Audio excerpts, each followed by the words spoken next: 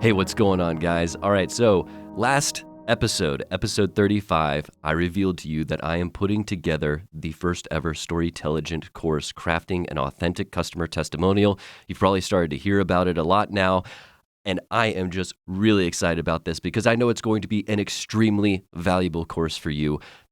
Customer testimonials are kind of like the marketing gift that keeps on giving. If you approach it from a storytelling perspective, okay, it is just a very effective way of gathering deep customer insight and also crafting a marketing tool that is very valuable for your company because it provides that much needed social proof. In this episode, I want to touch on the 7 common mistakes that I see being made in customer testimonials. So when companies go about crafting a customer testimonial or putting one together, these are the 7 mistakes that I often see made. And so I want to bring this to you so you can hopefully avoid these mistakes. Mistake number 1 is pretty daggum obvious. It's not doing a customer testimonial in the first place. I know that's kind of like a cheap one, okay? I'm not even sure if I'll actually count this, but I'm serious though. That is a huge mistake. It's a huge miss of not actually getting into a regular habit of producing customer testimonials, but just not even going out and getting them made is a very big miss. If you're working for a company or running a company that's doing great work out there, you want other people to know about the great work that you're doing. And yes, word of mouth is extremely powerful, but why not take control a little bit of the word of mouth? Not just hope to rely directly on your customers to become advocates, but if you've structured your service well enough, and if you've structured your relationships well enough, they want to actively become advocates, because if you're sweeping them off their feet and treating them super well, they're going to want to go tell other people about that. That's what the customer testimonial allows you to do. It allows you to facilitate that action, but put it at scale. Instead of just waiting for them to have a situation where they might bring you up in conversation, you get to take control of this and ensure that it's actually happening. But doing them is very powerful. It's also powerful because a lot of people don't realize this, but it's powerful from a client relationship, a customer relationship maintenance perspective. When you are the customer testimonial basically announces publicly, kind of solidifies the fact that this person or this organization is your customer, that they use your services. That means that they are declaring publicly that they stand by you. In a kind of weird way, it's kind of like publicly coming out and saying like, hey, yeah, we're dating, we're official, we're exclusive, okay? That actually, just that act alone it strengthens that individual customer relationship. So putting your customer testimonials into a process, like building a regular rhythm of creating these things and just starting to create them, actually strengthens your own customer relationships. So not only does it leverage social proof, it helps to streamline recommendations because you've got somebody out there now at scale recommending you. It also strengthens the relationship between your organization and the customer that you have selected. They're pretty powerful. They're pretty awesome. Okay. Now, number 2, the second mistake that I see people make is, and I just touched on that with number 1, so we might just combine these into 1 and 2, just so it's not so stupid that I said a mistake is not doing that. But seriously, that is a huge mistake, is not creating a regular process for doing them. But what I mean by that is the customer testimonial isn't a mainstay of your content marketing strategy. I see that as a huge miss because, yeah, it's great to have them. And I'm not saying like it's bad to just do one-offs, because anytime you do a customer testimonial, it's a very valuable tool that you're building for yourself, and it's just a great thing to have. But why not just make it part of your regular content strategy? Get into a rhythm of constantly telling your customer stories. Because if you're out there doing great work, if you're a successful company, then you've got a lot of clients that you are constantly serving, right? And then over time, you're kind of rotating through these clients.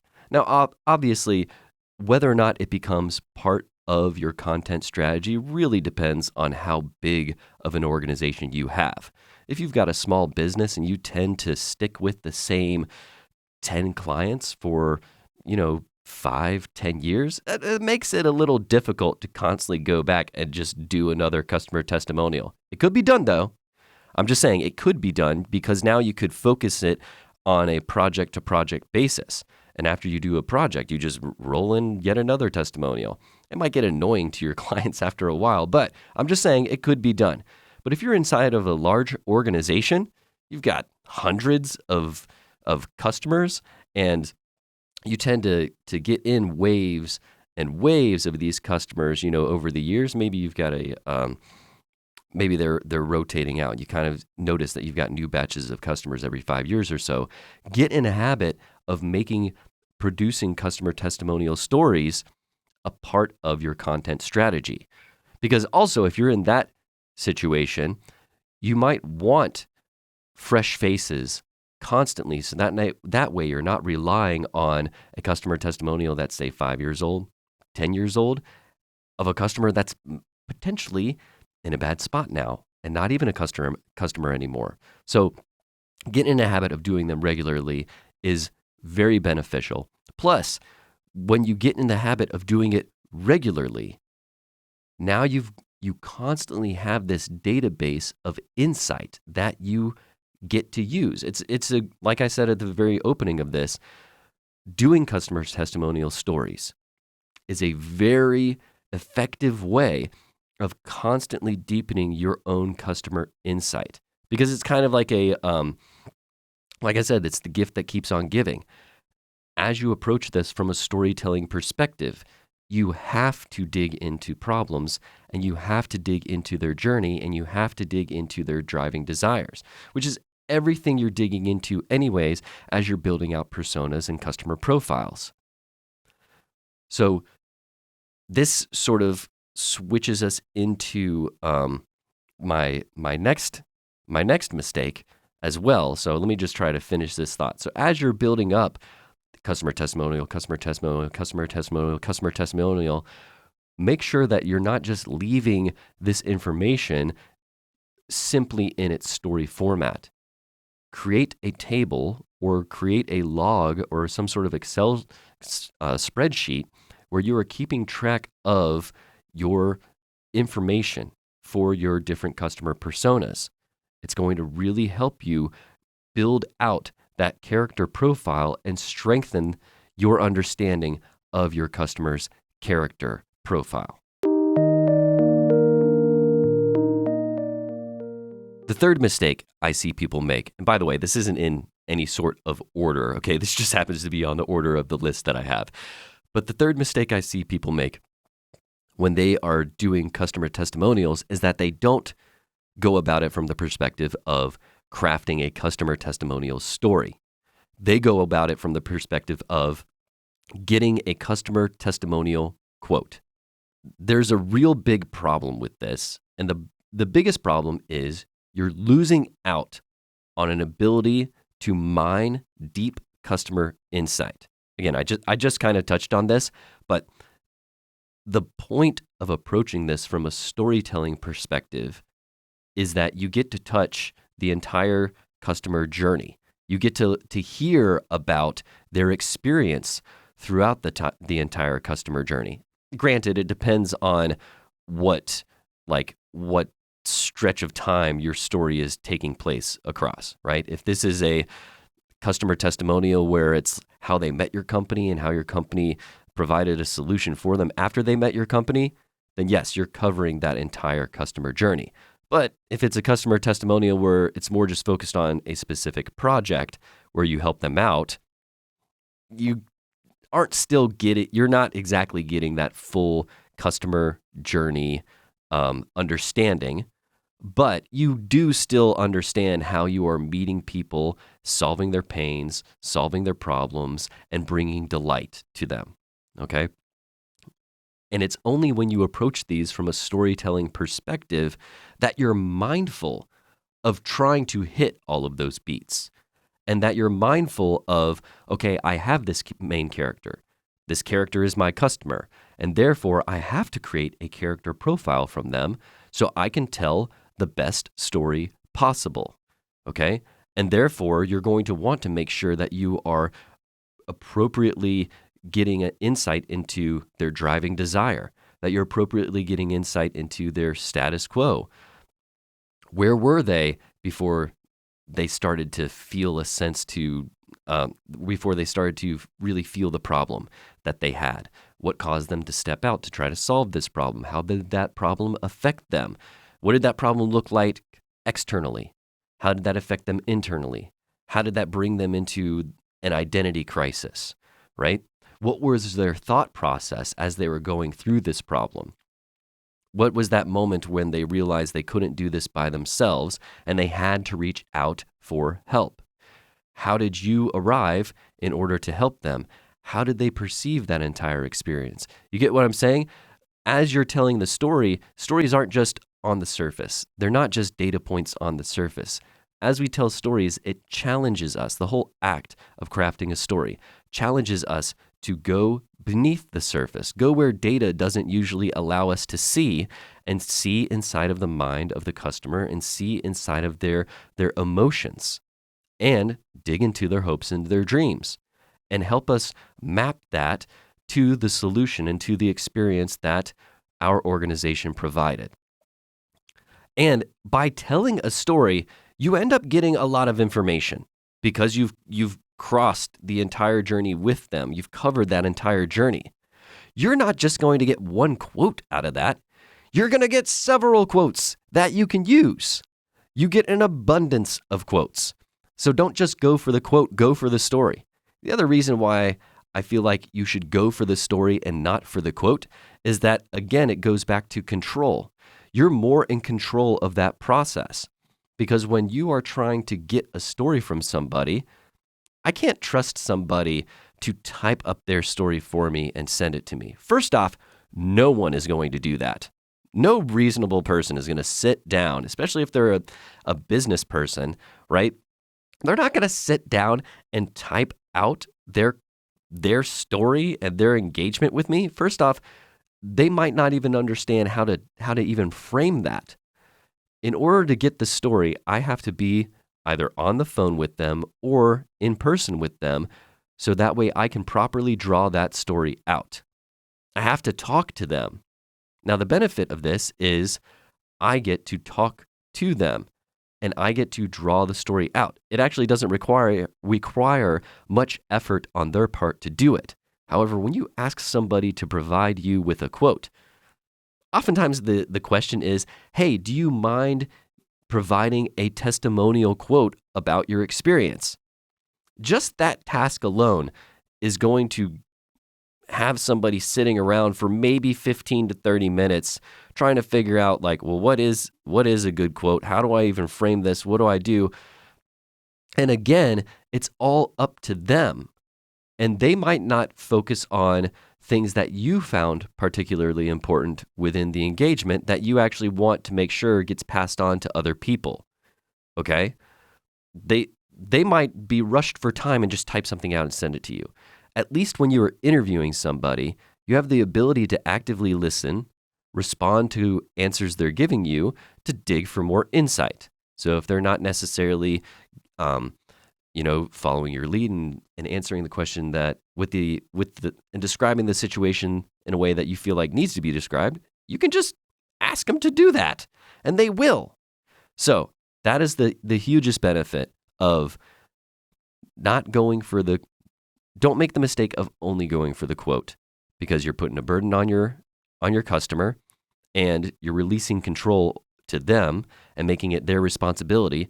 Take responsibility for that for yourself, and just get them on the phone or get in front of them and ask them a few questions anywhere from 15 minutes to 30 minutes, and then you're going to have more than enough information for not only a great story, deep customer insight, but you'll get plenty of quotes to use.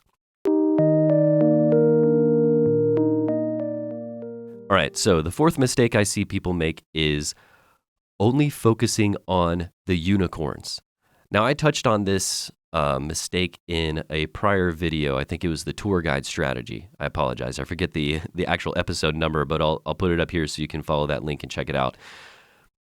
But essentially, it's the sense of only thinking that the unicorn customer stories, the ones that have this like magical outcome, this like 1 out of a million outcome with your company, that those are only the stories worth telling.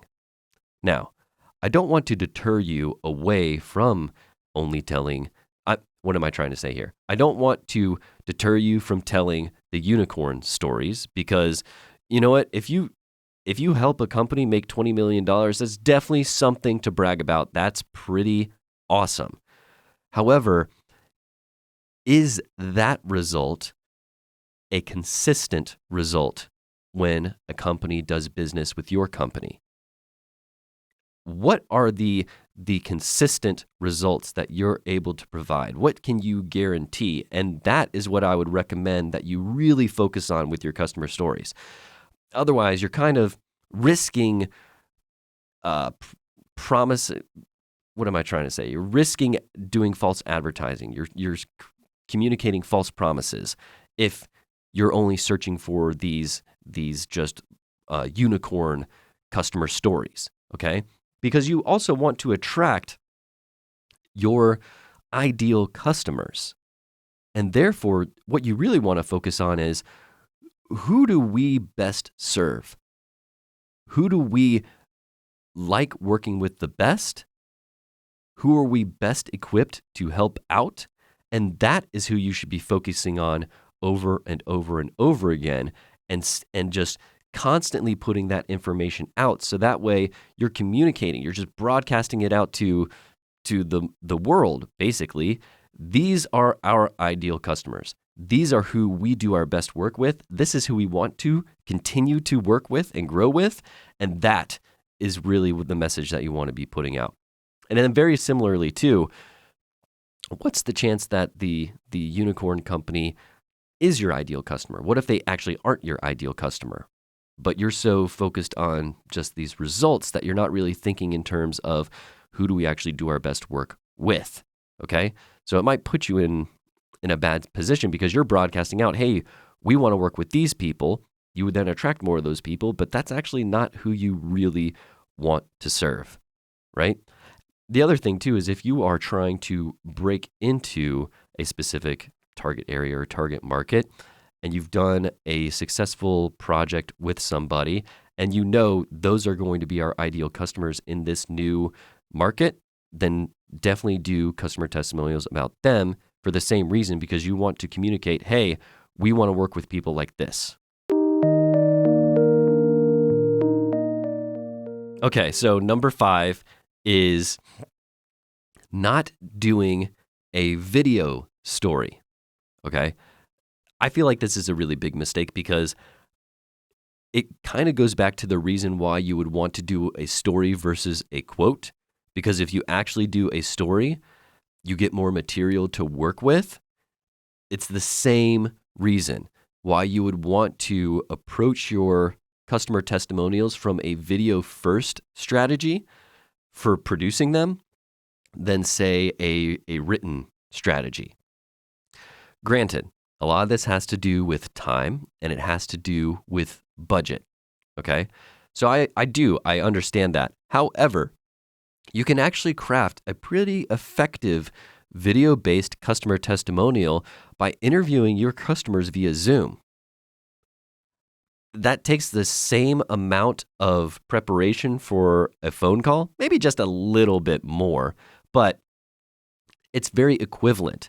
It's not as taxing on them as, say, sending out your video team or hiring a videographer and sending them out to record these things, because it can be done, and I feel like we're so used to seeing people on Zoom now that the audience watching a webcam story, they are much more welcoming with that nowadays, especially since post-COVID. I'm able to get away with a perceived higher quality value of work when I integrate Zoom call footage into my videos. People don't there used to be that there was this immediate perceived like, oh, this is trashy, this is very low quality. But if you can edit it correctly, sustain the attention, arrange your story in an engaging way, people immediately forgive it. Not even to the point where they forgive it anymore. They just accept that it is just normal. So they're used to seeing people on Zoom. So even if you have to record it on Zoom, that's still better than only getting a written testimonial. So don't source your testimonials only on email. Get them on a Zoom call and interview them through Zoom, because at least when you have the video, you also have the audio files. And if you have the audio, you have the written, okay? Doing it from a video gives you much more ability to repurpose that content in a bunch of different mediums across many different platforms. A video interview can easily become a written testimonial interview. A video interview can easily become part of a podcast, but you can also turn that video interview into an ad, both a video ad or even a radio ad. You can chunk that out into several different video clips. You can do an entire video story about it. It gives you much more flexibility in how you want to actually use that footage because you did it from video first. So, at the very least, do recorded Zoom interviews with your customer contact or your customer themselves, because that's going to give you the most flexibility going forward to actually repurpose that content. And you're going to thank me later. You're welcome in advance. The last two are kind of connected, because the last two mistakes that I see commonly made with customer testimonials are about being authentic and being story-minded, being storytelligent, okay? Now, the first, number six is that it's a huge mistake when you actually don't dig into the problem. When you're just, it's almost as if you would fall into this mistake if you're just focused on getting that gleaming testimonial quote where they're talking about how awesome your company is. Because the perspective there is that we just want to hear about the great time that they had with us, the great benefit that we brought to them, and how we helped them. But in order to really get that good customer insight, and as we learned from episode 35, in order to create a need inside of future customers as they hear about the value that we do, to make them want that, and to make other people understand why we're necessary in the marketplace, we need to dig into the problems that our customers are facing, and we need to have a clear understanding of what that crisis moment was that caused them to hire us, seek us out, do business with us, or buy our product. Okay? That stuff is necessary. So, and a lot of times too, is this comes with practice, and you really do have to kind of force yourself to do this, because I feel like in common polite conversation, we just naturally train ourselves to just talk about the fun stuff. And especially in a business context, we rarely want to actively dig into talking about problems. We kind of just like shy away from that area in a way, because it's a problem area, right? Digging into the problem would require us to change what we're doing and actually like update our systems or something, you know? But we have to be bold enough to dig and bold enough to follow up. I remember I was interviewing these two founders of a startup, a biotech startup, back when I was in North Carolina, and we dug into the problem.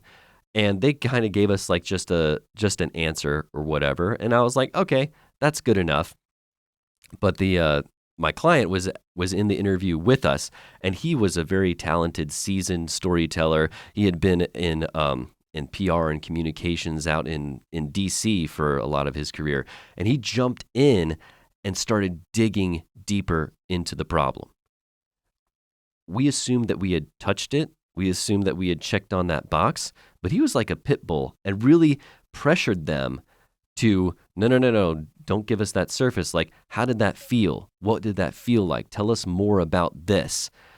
And that really stayed with me. I kind of was like, all right, first off, I'm not going to make that mistake again in front of a client, but just to hear how he took control over that and didn't let them go and boldly dug into the problem. Because then as we're hearing their answers, I'm realizing how vital this information is for us to craft an engaging story. It was definitely a career shift moment for me, and it was really valuable. So don't let up. Push yourself to dig into the problem to really uncover that insight. And then the last mistake, which might actually be the most critical mistake that you could possibly make when doing customer testimonial stories, is forcing it to be about your company. Pushing it too much and injecting your company too much into the story. This is a huge problem. It's a huge problem for a lot of reasons. First off, it's completely unnecessary. You don't have to inject your company into the story. The story is about how your company helped a customer. Okay? Like, your company is already kind of like a supporting character in this story. And it's very obvious it's about your company, because where are they going to possibly come into contact with this story? It's going to be on your social media platforms. It's going to be on your media channels, or it's going to be on your website. It's going to be on a spot that is controlled by you, where within that given context, totally obvious that it's about your company, that it's promoting your company. The bad side of this, there's way too many bad things than good things here. The bad thing here is that it immediately feels inauthentic. People immediately feel that you're putting too much emphasis about your company here, and therefore overshadowing the customer experience. All right? It breaks them out of their enjoyable watching experience because they feel like that you're trying to assert too much. It's almost like in a social way of you dominating the conversation, of somebody telling a story about you and that person, and you just keep interjecting into that story. It's weird, right? And it doesn't need. There's no need for you to do that. And basically, it just feels now, instead of like this authentic story that I actually want to get lost in and follow along, it feels too forced, and it feels like I'm watching propaganda. It feels like I'm watching your company celebrate yourself rather than watching a customer celebrate you. And so it doesn't land right. And therefore, never do that. Only allow your company to be in the story when it's natural for your company to be in the story. There's no need to try to like impose your presence, because it is naturally a story about your company anyways. Okay? You always have to keep in mind that a customer testimonial story, it's the customer's story. It's not your organization's story. It's a story about the customer, because that's the expectation that the audience has when they watch the story. And so the more you respect that expectation, and the more you respect and honor your customer, and truly do your best effort to make sure that you are telling their story, your audience is going to notice that. They're going to notice that care. They're going to notice that attentiveness. They're going to see how you treat your customers and how you value the customer relationship, demonstrated through how you actually structure the story of your customer testimonials. All right, guys, that's it. Hope that was helpful. Just remember to avoid those mistakes and faux pas as you begin to craft your customer testimonial stories. And if you would like some really awesome instruction on how to craft an authentic customer testimonial story, then I would love for you to take my first ever Storytelligent course, Crafting an Authentic Customer Testimonial. If you're interested in that, visit brycemcnabb.com/course, submit your email there so that way you can get updated as this course is released, which I believe will be in 2 weeks from today. This course is going to walk you through how to shape a customer testimonial that customers actually want to watch, and not just want to watch, will be compelled to share with their friends. You're going to learn how to source customer testimonials, set up a system where people are submitting them regularly to you, how to contact your customers to get them on board, how to shape your story ahead of time, organize your questions list, run the interview, and then pull everything together in an engaging story that you can use across multiple different platforms.